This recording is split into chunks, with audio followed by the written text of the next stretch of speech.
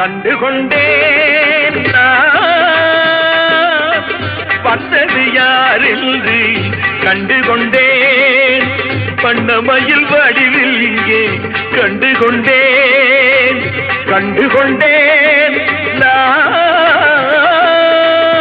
வந்தது யார் என்று கண்டுகொண்டேன் பண்ணமையில் வடிவில் இங்கே கண்டுகொண்டேன் விழுந்த இடத்தில் அருதமரம்